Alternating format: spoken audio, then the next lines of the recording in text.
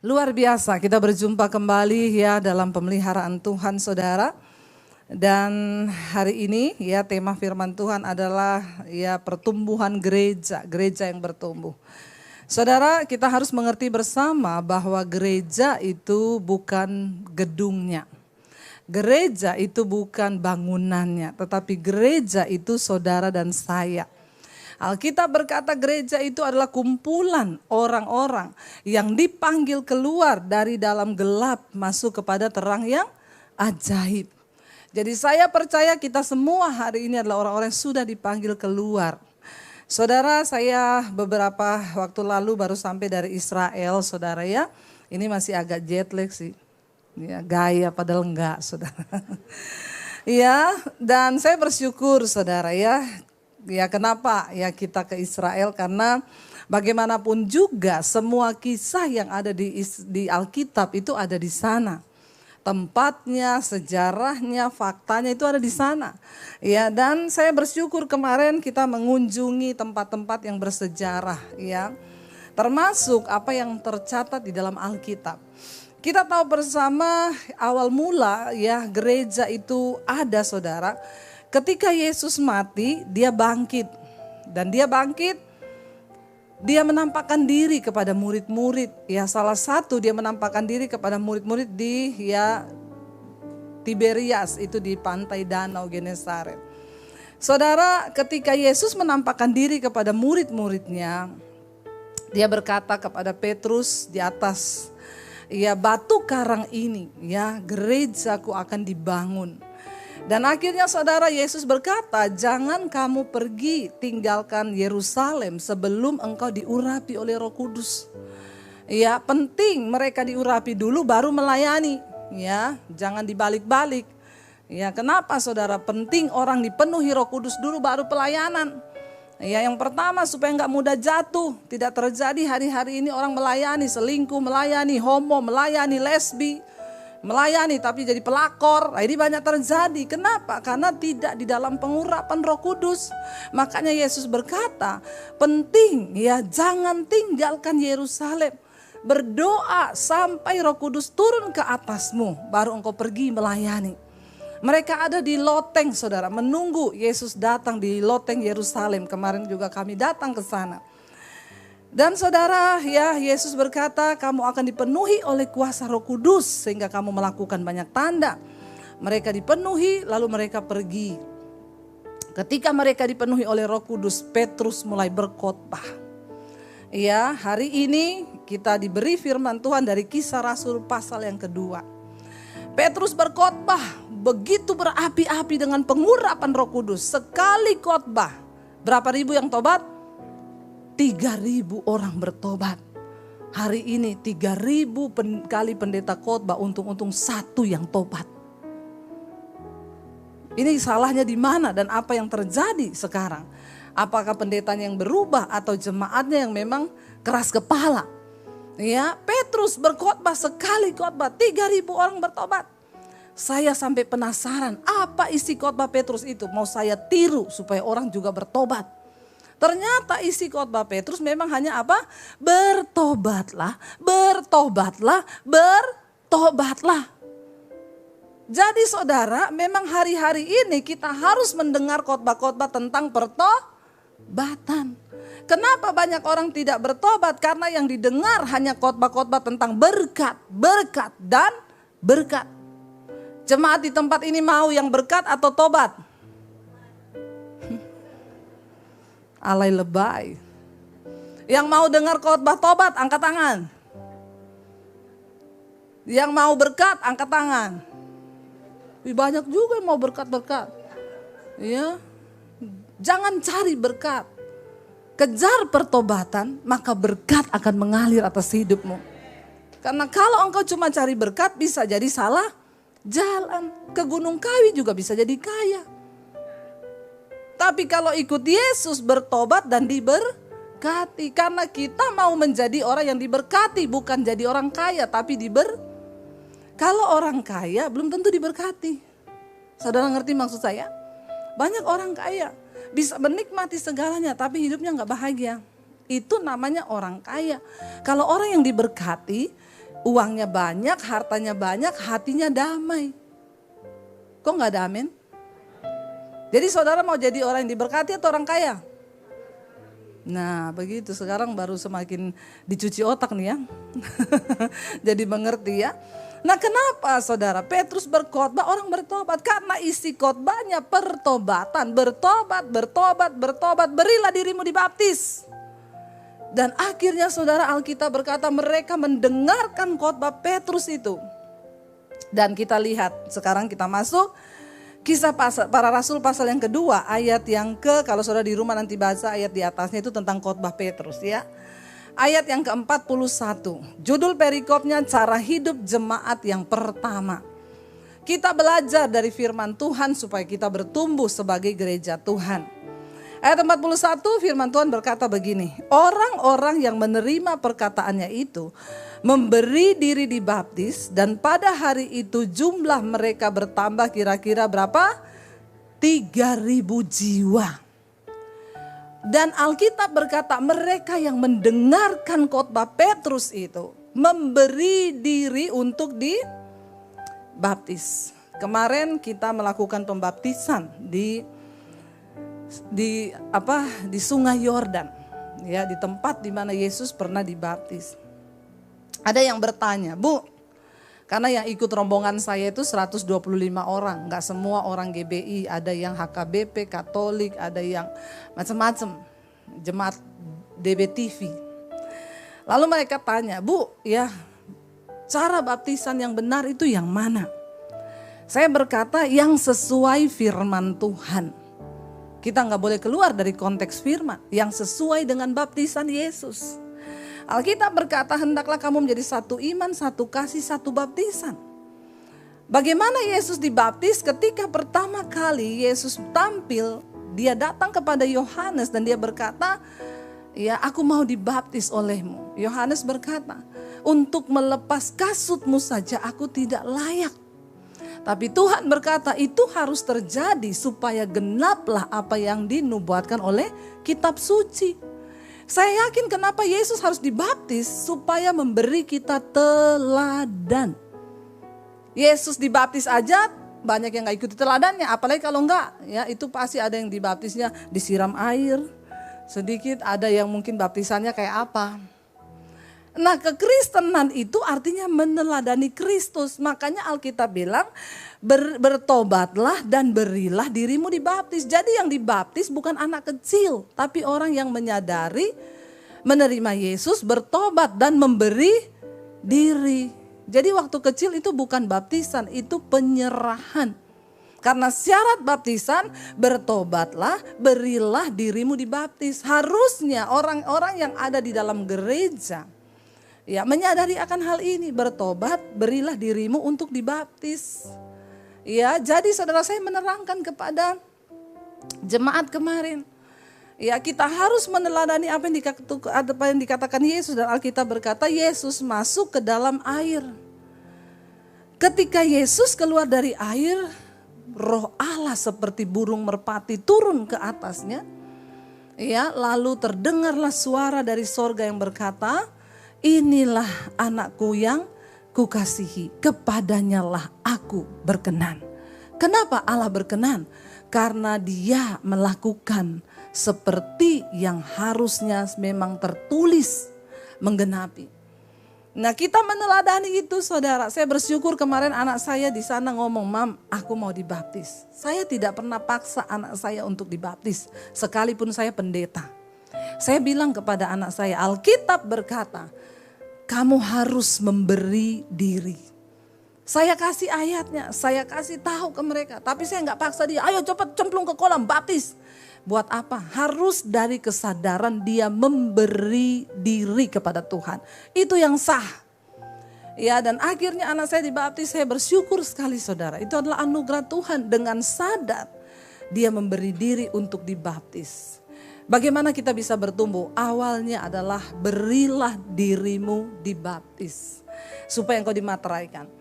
Lalu yang ke-42 dikatakan di sana, Mereka bertekun dalam pengajaran rasul-rasul dan dalam persekutuan. Dan mereka selalu berkumpul untuk memecahkan roti dan berdoa. Mereka bertekun dalam pengajaran. Ya saudara, sudahkah engkau bertekun dalam pengajaran firman Tuhan? Saya sudah melakukan apa yang Tuhan mau. Di mesbah doa setiap malam jam 8 kita membahas dari kitab Kejadian. Ya, dan itu tidak mudah, tapi orang Kristen yang rindu, dia pengen tahu Alkitab. Ya, dia belajar. Ya, setiap malam kita bahas dari kitab Kejadian. Sesibuk apapun saya tetap menyempatkan waktu karena saya tahu ada orang-orang yang rindu di akhir zaman ini untuk mencari kebenaran. Ya, kita harus mencari pengajaran yang benar. Kemarin di Israel kami datang ke satu tempat yang mempersiapkan pembangunan bait Allah. Menorahnya dibuat lebih tinggi dari saya, terbuat dari emas murni. Ya, mereka berkata mereka sedang mempersiapkan segala-galanya. Ya, saya tanya dibangunnya rencananya di mana? Di Silo. Silo itu adalah tempat Imam Eli dulu pernah diletakkan tabut Allah di sana sekitar 400 tahun. Ya, ditaruh di sana dan Imam Eli sebagai imamnya di sana. Dan Hana datang ke sana berdoa meminta anak, lalu Samuel lahir di situ karena doa Hana. Apapun itu saudara, ya ada yang gak percaya, ada yang percaya, gimana bait Allah akan dibangun. Seorang Amerika Yahudi sudah mempersiapkan semuanya. Saya percaya Alkitab berkata memang itu akan terjadi. Karena sampai hari ini Yahudi masih menanti Mesias untuk datang. Mereka tidak percaya Yesus adalah Mesias. Nah, kalau mereka minta terus Mesias, mereka bangun bait Allah, bisa saja yang masuk antikris. Alkitab berkata antikris bisa bikin api turun dari langit.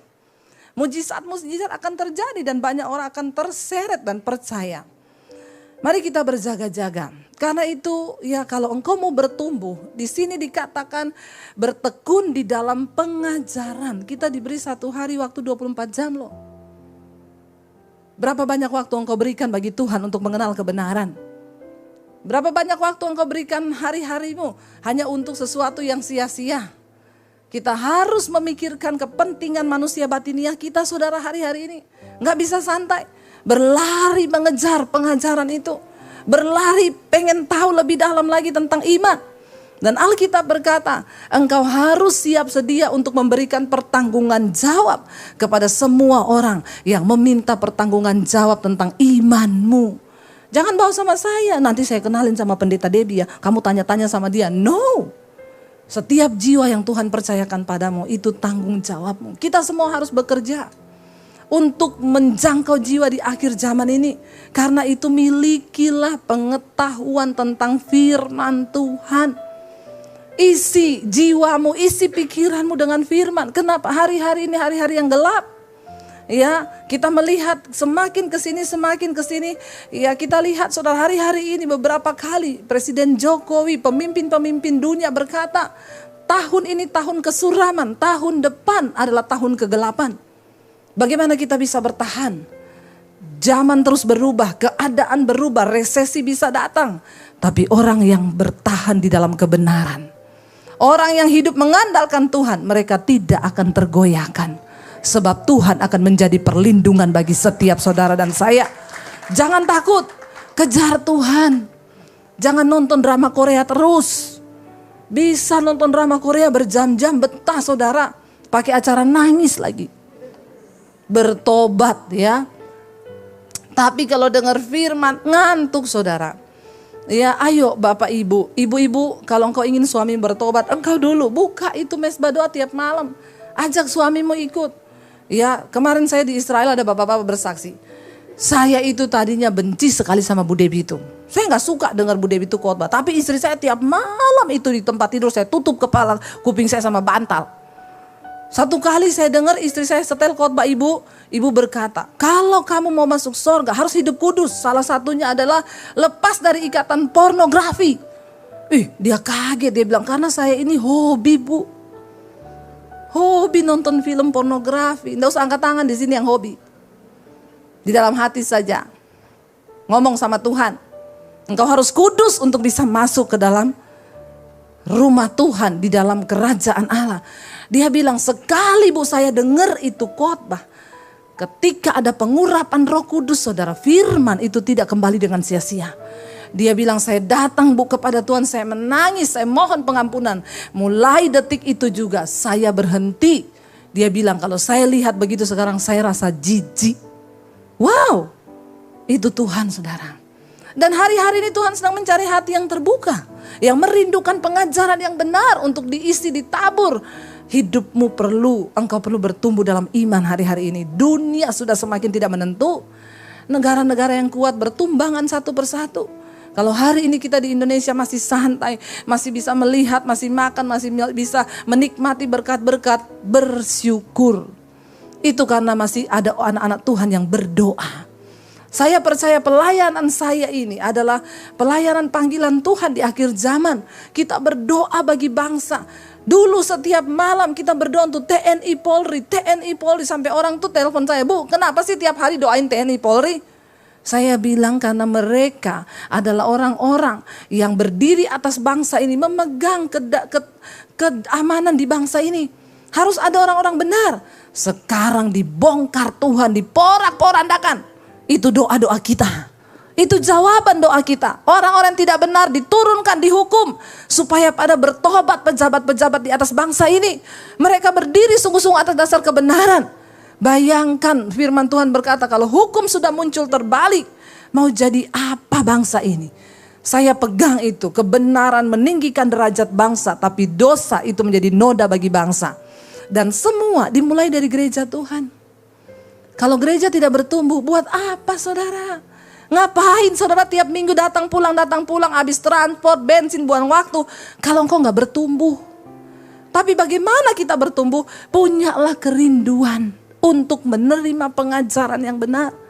Buka hatimu bagi Tuhan. Mereka berkumpul, memecah roti dan berdoa. Ayat 43. Maka ketakutanlah mereka semua, sedang rasul-rasul itu mengadakan banyak mujizat dan tanda-tanda. Saat itu Tuhan benar-benar mengurapi rasul-rasul itu. Kenapa? Karena mujizat harus terjadi supaya orang percaya bahwa Yesus itu sungguh-sungguh Tuhan. Kenapa Petrus harus berjalan di atas air?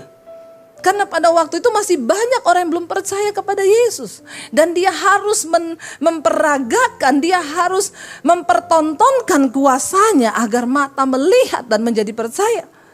Orang bisa jalan di atas air itu saudara melawan gaya gravitasi bumi loh. Tidak mudah. Dan kalau bukan kehendak Tuhan gak bisa saudara. Kemarin kita di Danau Galilea ditanya siapa yang mau berjalan di atas air dapat kalung satu. Ibu-ibu maju ke depan. Saya berani. Benar Bu? Copot sepatu. Copot sepatu. Yakin ibu mau turun ke air berjalan? Yakin Pak. Ibu punya iman? Iman saya besar. Oke. Dipanggil tim keamanan bawa pelampung. 2 orang akan mengangkat dia dibuang dari perahu. Waktu udah datang orang, dia pakai sepatu lagi. Enggak mau saya Pak. Kenapa pakai sepatu lagi? Enggak sampai iman saya.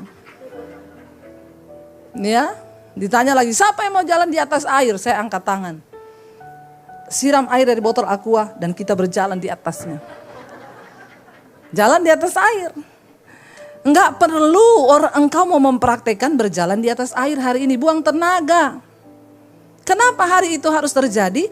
Karena memang Yesus harus menyatakan dirinya sebagai Tuhan. Hari ini enggak usah lu buang-buang iman untuk berjalan di Kali Ciliwung. Pakai imanmu untuk mengubah hidupmu, berkata aku mau berubah. Itu mujizat lebih besar daripada berjalan di atas air. Amin. Dan hari ini kita sudah tidak membutuhkan lagi yang seperti itu. Kenapa? Karena kita sudah percaya bahwa Yesus Tuhan. Bahkan kita bisa berkata, Tuhan aku sembuh atau tidak sembuh, Engkau tetap Tuhan bagiku. Amin saudara. Tapi hari itu mereka melihat mujizat demi mujizat terjadi. Orang lumpuh berjalan, orang buta melihat, orang mati dibangkitkan. Supaya orang-orang yang tidak percaya itu bisa percaya kepada Yesus saudara. Ya, dan dikatakan di sana ayat 44. Dan semua orang yang telah menjadi percaya tetap bersatu. Dan segala kepunyaan mereka adalah kepunyaan bersama. Orang itu tandanya kalau sudah bertumbuh dia tidak terikat lagi dengan harta dan kekayaan. Karena kita tahu semuanya akan berlalu. Harta kita itu hanya titipan. Ya, kepunyaan satu orang itu adalah kepunyaan mereka bersama. Bahkan ayat di bawah berkata, ya, dan selalu ada dari mereka yang menjual harta miliknya lalu membagi-bagikannya kepada semua orang sesuai dengan keperluan masing-masing. Tanda seseorang sudah bertumbuh dalam iman, tidak pelit. Bilang amin. Saudara mau tahu tips untuk Anda tidak terlilit di dalam masa resesi kalau itu benar-benar terjadi? Saudara mau dapat rahasia untuk tetap diberkati Tuhan? Siapa yang mau angkat tangan? Saya mau bilang banyak-banyaklah menabur.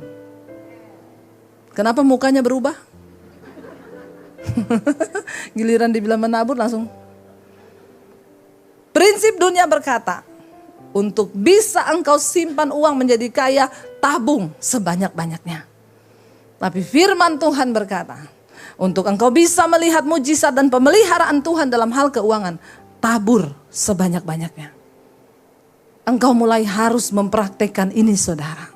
Lihat orang yang berkekurangan di sampingmu. Jangan hanya pikirin diri sendiri, tapi mulai melihat orang-orang kesusahan. Keluargamu lapar, beriin dia beras. Ada tetanggamu yang gak bisa makan, tolongi dia. Maka Tuhan akan memelihara engkau. Kenapa? Karena ada alasan bagi Tuhan untuk memberkati engkau. Sebab engkau menjadi berkat bagi orang lain. Sebab engkau menabur untuk pekerjaan Tuhan. Saya percaya, ya, Tuhan akan menyatakan perbedaan antara orang yang sungguh-sungguh cari Tuhan. Di tengah masa pandemi kita akan melakukan pekerjaan-pekerjaan yang besar. Kenapa? Dunia boleh berubah, Tuhan dan firman-Nya tidak pernah berubah. Amin, saudara. Jangan hanya hidup bagi kepentingan dirimu sendiri. Mulai lihat kepentingan orang di sekelilingmu. Lihat saudaramu yang berkekurangan. Tanggalkan sedikit daging kita. Keinginan kita, kalau kita baca di sini, saudara, ada dari mereka yang setiap harinya itu menjual harta miliknya, lalu membagi-bagikannya kepada orang-orang sesuai dengan kebutuhan mereka. Nggak gampang itu loh, jual loh. Hari ini saya enggak suruh saudara jual mobil, enggak. Lakukan sesuai takaran imanmu. Karena untuk memberi itu juga butuh iman. Tidak semua orang mendapatkan kasih karunia itu. Banyak orang berani buat dirinya untuk gayanya dia keluarin uang banyak. Tapi sayang untuk pekerjaan Tuhan, untuk menabur dia gak berani keluar besar. Itu banyak. Tapi Tuhan mencari orang-orang yang berani bilang, Tuhan kuasai hidupku dan hatiku. Aku mau bergerak bersama dengan engkau dalam pekerjaanmu. Kendalikan diri kita, saudara. Kalau engkau mau melihat pemeliharaan Tuhan, saudara, apa yang kita alami hari ini, itu adalah hasil taburan kita di masa-masa yang lalu. Apa yang saya bisa nikmati hari ini, itu adalah hasil taburan dari yang lalu. Saya melihat bagaimana Tuhan itu, ya, akan mempercayakan kita sesuai dengan takaran yang juga kita bisa beri. Alkitab berkata, siapa menabur banyak akan menuai banyak. Menabur sedikit akan menuai sedikit. Alkitab berkata ketika Ishak di dalam perjalanan, masa kering, kelaparan, tanahnya tandus. Tuhan bilang tabur. Secara logika manusia, bagaimana menabur di masa paceklik, panas, terik, tidak ada air, disuruh Tuhan tabur di tanah itu. Tapi dia gak pakai logika. Sebab mujizat itu tidak mengenal logika. Tuhan sanggup melakukan sesuatu yang bertentangan dengan logika manusia. Dia menabur di masa kering, di tengah masa kelaparan, menaburlah Ishak. Dan Tuhan berkata dia menuai. Dan dia menjadi kaya, semakin kaya, bertambah kaya di tengah masa kering. Saya percaya di tengah masa-masa yang sulit, Tuhan akan pakai hidup kita untuk menjadi berkat bagi banyak orang. Itu akan sebenarnya, saudara, tidak akan terjadi kelaparan atau kekeringan kalau semua, ya, sudah ada satu survei yang berkata semua harta orang-orang kaya itu dikeluarin lalu dijual, dibagikan sama seluruh penduduk bumi ini, maka tidak akan ada resesi. Tapi ya namanya manusia. Mari kita menyadari hari ini, saudara, iman kita bertumbuh, salah satu tanda adalah dengan kita berani menabur. berani menabur, maka kita pasti akan menuai. Dan di sini dikatakan saudara, ayat yang ke-46, dengan bertekun dan dengan sehati mereka berkumpul tiap-tiap hari di dalam bait Allah. Mereka memecah-mecahkan roti di rumah masing-masing secara bergilir dan makan bersama-sama dengan gembira dan dengan tulus hati. Orang yang bertumbuh, dia tuh rindu selalu ada di dalam bait Allah. Pada zaman dulu itu nggak ada jam ibadah, jadi orang bisa datang kapan saja ke bait Allah. Kemarin kita juga melihat ya reruntuhan bait Allah. Dan Yesus berkata, satu saat kamu tidak lagi akan berdoa di Yerusalem di bait Allah itu. Dan kamu tidak akan lagi berdoa di atas gunung-gunung seperti bangsa Israel ketika mencari Tuhan. Karena firman Tuhan bilang, engkau akan berdoa di dalam roh dan kebenaran. Dan tidak tahukah kamu bahwa tubuhmu itu adalah bait Allah. Orang yang bertumbuh imannya menjadi gereja yang bertumbuh, ya dia akan selalu mencintai hadirat Tuhan. Mencari Tuhan di dalam diri kita, dimanapun kita berada, di dalam hadirat Tuhan. Saudara, kita gak berbicara gereja sebagai gedung, karena seperti ini. Kalau kita bicara gereja itu gedung, nanti kita pulang gedung ini kosong, gak ada yang tinggal. Saya bahkan pernah dulu mendengar saudara ada orang bilang gini, Bu ya di pabrik ini kalau ada karyawan kerasukan dipanggilin orang pintar. Terus diusir setannya Bu, setannya selalu lari ke sebelah situ Bu, padahal sebelah situ gereja. Terus saya tanya, loh jadi orangnya kalau kerasukan setannya lari ke sebelah situ? Iya, setannya bilang apa? Kata setan, rumahku di sebelah.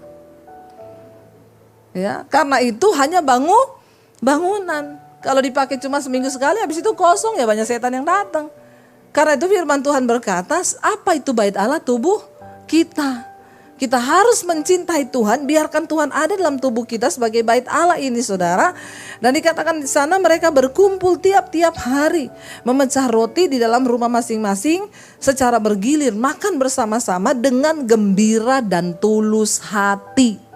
Saudara, kita ini diciptakan sebagai makhluk sosial. Karena itu kita ini harus sering kumpul-kumpul. Tapi jangan kayak orang Jawa bilang, kumpul mangan ora mangan sing penting kumpul. Ya kita kumpul-kumpul dan makan-makan. Amin. Ya kayak ayat ini bilang kan, mereka kumpul makan roti. Ya jangan mangan ora mangan sing penting kumpul. Wah itu saya enggak mau. Ya kalau kumpul-kumpul harus makan-makan. Kok kayak orang susah loh. Masa kumpul enggak makan saudara? Ya lapar saudara. Ayat ini berkata, kita ini diciptakan sebagai makhluk sosial. Karena itu adalah sebuah kebutuhan di jiwa untuk kita ini berkumpul bersama-sama orang lain. Perhatikan kalau orang mulai suka menyendiri. Ya keluar dari keramaian, mau duduk di pojok, nanti duduk di sana, lama-lama ketawa-ketawa. Itu tanda-tanda. Perhatikan kalau anakmu mulai menjauh menyendiri, ya suamimu menyendiri, istrimu suka-suka menyendiri, hati-hati. Mendekati sakit. Benar. Kenapa? Karena kalau manusia normal tuh dia suka kumpul. Tapi kumpulnya yang benar, jangan kumpul sama yang tidak benar. Saling mendoakan, saling membangun, ngobrol tentang kasih Tuhan, tentang cinta Tuhan, kita ngobrol tentang pengajaran firman Tuhan. Makanya orang itu yang suka kumpul-kumpul tuh awet muda saudara. Kok ketawa? Ini pengalaman pribadi atau saudara gak pernah ngumpul? Bener, kalau saudara sudah mulai mendekati stres, cepat cari teman kumpul. Walaupun cuma kita ngopi ya, yuk ngobrol. Karena kita memang dari sananya diciptakan sebagai makhluk sosial. Ya, nanti kalau sebanyakan sendiri stres numpuk lah, akhirnya mulai ketawa sendiri, lama-lama gila loh saudara. Ya, hati-hati. Sering kumpul saudara, dikatakan di situ makan-makan dengan gembira dan dengan tulus hati. Jaga ketulusan hati. Kita berbuat baik sama orang tidak usah harapkan imbalan. Kita melayani Tuhan tidak usah harapkan apa-apa. Belajar menjadi orang yang tulus hati. Istri layani suamimu, gak usah harapkan apa-apa, katakan Tapi tetap harapkan dikasih uang. Karena kalau enggak belanja, enggak masak nanti bapak-bapak ya. Jangan harapkan apa-apa supaya kita enggak kecewa. Hidup ini tulus-tulus saja. Ya nanti kalau kita enggak tulus, oh itu orang ya saya sudah begini, tapi dia itu ternyata begini, kita kepahitan lagi. Ya hidup kita jadi tercemar lagi. Ya dikatakan situ dengan tulus hati. Bangun persahabatan dengan hati yang tulus. Engkau juga memberi kepada orang tulus aja, jangan ada embel-embel di belakang. Nanti semakin hari semakin terluka, kecewa, akhirnya kepahitan. Tapi kalau kita menabur, memberi dengan tulus hati, Tuhan yang akan membalaskan. Tetap berbuat baik, karena setiap benih baik yang kau tabur, itu nilainya tetap di hadapan Tuhan. Sebab Tuhan yang menimbang. Tapi kalau engkau taruh harapan pada manusia, maka hilang semua, Tuhan gak akan balas itu.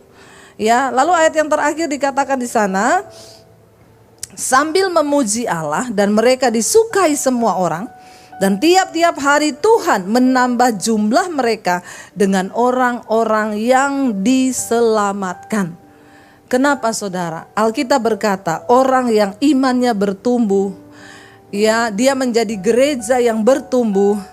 Dia selalu memuji Allah dan dia disukai semua orang. Mari kita introspeksi diri. Apakah kita ini jadi pribadi yang disukai? Atau kalau kita datang orang bubar? Ya kita datang orang, yes dia datang senang gitu ya. Tapi ada orang-orang kalau dia datang lagi bubar yuk bubar. Ya coba cek saudara. Ya pertama tanyalah kepada suamimu. Atau istri, ya tanya suami tanya istri. Ya apakah saya ini menjadi pribadi yang menyenangkan? Tolak ukurnya, coba istri sekali-sekali tanya suamimu, Pak aku mau keluar kota ya 1 minggu. Kalau suamimu jawab gini, kok cuma 1 minggu 1 bulan dong. Itu tanda-tanda bahwa engkau itu belum bertumbuh, makanya suamimu gak suka dekat-dekat kau. Ya, hati-hati. Sebaliknya juga suami begitu. Ya, apakah kita ini dirindukan di rumah oleh anak-anak kita? Ya, oleh orang-orang di sekitar kita, atau hidup kita ini jadi batu sandungan, orang tuh muak lihat kita. Tanda orang yang bertumbuh itu dia disukai banyak orang. Kayak saya ini loh. Ya, nggak usah ngece. Kita harus disukai banyak orang, saudara. Karena ada pengurapan Tuhan atas hidup kita. Dan karena itu Tuhan tambah jumlah orang yang bertobat. Kenapa? 1 orang bertobat, dia cerita sama temannya yang belum bertobat. Kamu tahu gak? Aku tuh mengenali Yesus. Dahsyat Tuhan itu. Aku diubahkan, tadinya aku merokok. Aku disembuhkan Tuhan. Tadinya aku homo. Saya ketemu dengan orang homo beberapa waktu yang lalu. Dia bersaksi kepada saya. Bu, saya ini tadinya homoseksual.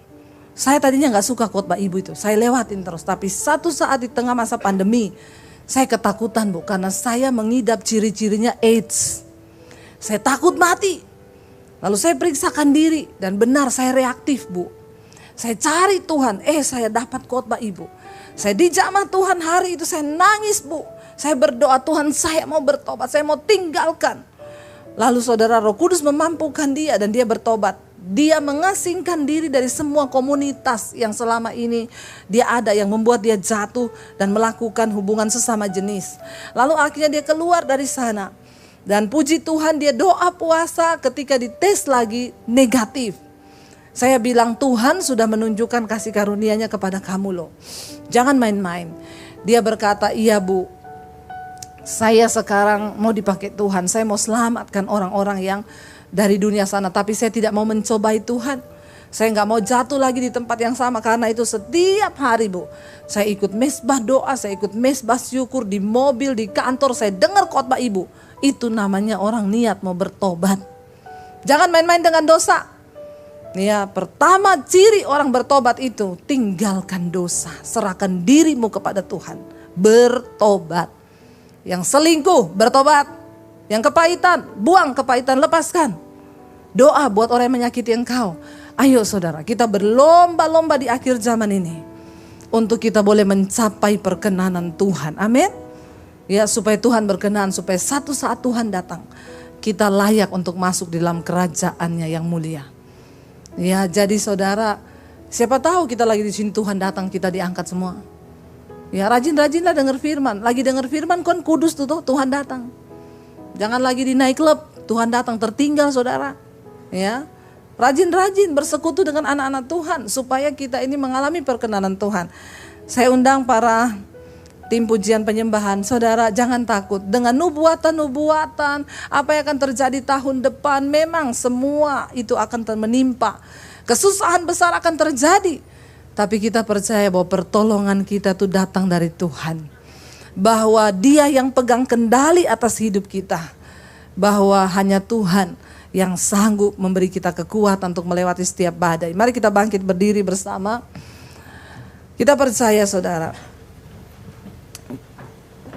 ku pandang wajah-Mu dan aku mau berseru Tuhan, bahwa pertolonganku itu datang daripada Tuhan.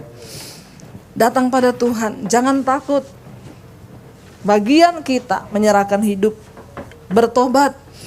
Hari ini mari kita renungkan, mari kita introspeksi diri. Adakah hal-hal yang masih tidak berkenan yang kita simpan di dalam hidup kita? Biar kita mau aku itu di hadapan Tuhan. Biar kita mau bilang itu di hadapan Tuhan. Kita mau berkata bukan dengan kekuatanku Tuhan kami dapat menjalani hidup ini, tapi hanya karena kemurahan Tuhan saja. Terima kasih Bapa.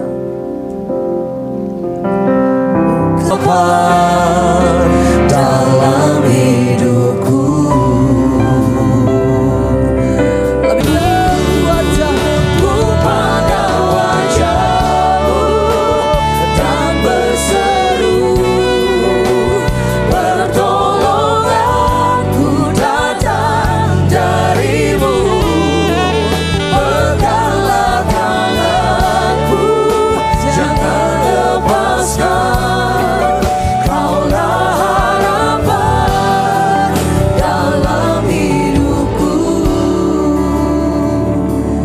tidak tahu apa yang akan terjadi ke depan Tuhan. Tapi satu hal yang kami tahu, Engkau tidak pernah berubah. Engkau Tuhan tempat sandaran hidup kami. Firman-Mu dan janji-Mu tidak pernah tergoyah. Keadaan seperti apapun di depan kami, Engkau menara perlindungan kami. Tuhan, semua kebenaran firman-Mu yang kami dengar, mampukan kami melakukannya. Beri hati bagi kami hari-hari ini untuk bisa menabur, dan menabur. Karena Tuhan berkata, siapa yang menabur, mereka akan diberkati Tuhan. Taruh Tuhan hati-Mu dalam hati kami. Taruh pikiran-Mu dalam pikiran kami. Supaya kami bukan hanya menjadi orang-orang yang berteori tentang kekristenan, tapi kami melakukan hukum-hukum Tuhan. Dan itulah jaminan bagi hidup kami. Yang terikat dengan dosa hari ini, mampukan untuk kami keluar dari segala kenajisan, percabulan, perselingkuhan, mungkin kepahitan, amarah. Kami buang semua itu Bapa. Kuduskan hidup kami Tuhan, agar kami melihat pertolongan-Mu Tuhan. Engkau Tuhan yang tidak pernah meninggalkan gereja-Mu, anak-anak-Mu, bahwa kami bertumbuh menjadi dewasa di dalam Tuhan. Biar kami terus memandang wajah-Mu Bapa, dan kami percaya akan datang pertolongan dari Tuhan. Ku pandang wajah-Mu